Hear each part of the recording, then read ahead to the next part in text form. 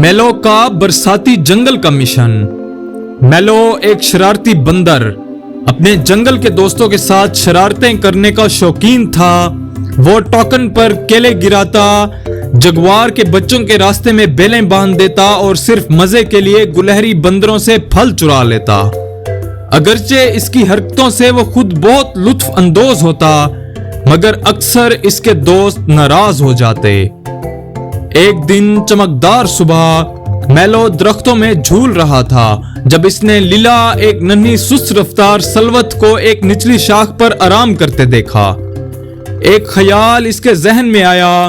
इसने एक आम तोड़ा और उसे लीला के सर के ऊपर फेंक दिया। आम शाख से हल्की सी ठक की आवाज के साथ टकराया, जिससे लीला घबरा गई। उसने एक छोटी सी चीख मारी और खौफजदा होकर अपनी गिरफ्त खो बैठी। आहिस्ता आहिस्ता गिरकर वो नीचे पत्तों के ढेर पर जा गिरी। मेलो हंसा, ये सोचकर कि लीला बड़बड़ाएगी और दोबारा चढ़ जाएगी, लेकिन इसकी बजाय वो इधर उधर देखने लगी। हर तरफ घना जंगल था, अजनबी और बहुत वसी। वो पहले कभी जमीन पर नहीं आई थी। इसकी बड़ी भूरी आंखों में आंसू भर आए। मेलो की हंसी थम गई। इसका इरादा लीला को इतना खौफजदा करने का नहीं था। वो फौरन नीचे आया। चलो लीला, वापस चढ़ जाओ, इसने कहा और ऊंचे दरख्तों की तरफ इशारा किया। लीला ने नाक साफ की। मुझे नहीं मालूम कैसे, मैं पहले कभी जमीन पर इतनी दूर नहीं आई। मेलो को पछतावा हुआ, ये सब इसकी वजह से हुआ था।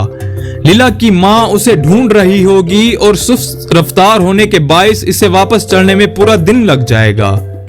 अगर कोई शिकारी आ गया तो अपनी गलती सुधारने के लिए मेलो फौरन हरकत में आया।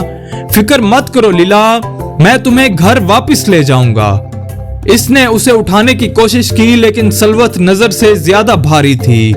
इसने उसकी टांगे खींची, मगर वो खौफजदा होकर जमीन से चिपक गई। इसने उसे नारियल की तरह लड़काने की कोशिश की, मगर इससे तो वो सिर्फ हंसने लगी। आखिरकार मेलो को एक तरतीब सूझी। वो एक दरख्त पर चढ़ा और मदद के लिए पुकारा, जाजू, रिको, मदद करो। एक रंग बिरंगा टोकन जाजू नीचे उतरा। मेलो, अब तुमने क्या किया है?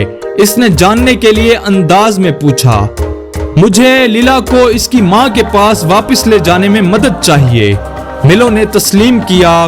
ताकतवर जगुआर का बच्चा रिकू आहिस्ता चलता हुआ आया और सूरत हाल को परखा। मैं इसे अपनी पीठ पर ले जा सकता हूँ, लेकिन हमें इसे ऊपर चढ़ाने का कोई रास्ता चाहिए। जाजो ने पर फैलाए, मैं ऊपर से रास्ता दिखाऊंगी। सबने मिलकर काम शुरू किया। रिकू नीचे झुका और मिलो ने एहतियात से लीला को उसकी पीठ पर बिठाया।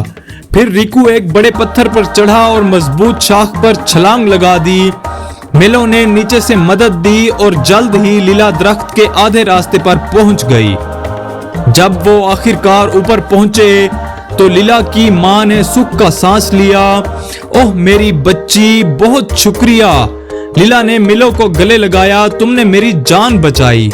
मिलो मुस्कुरा दिया। इसके दिल में खुशी की लहर दौड़ गई। अब कोई शरारत नहीं, वादा करता हूँ। इस दिन के बाद मिलो सिर्फ वही शरारतें करता जिनसे सब हंसते, हत्ता कि वो भी जिन पर शरारत की जाती।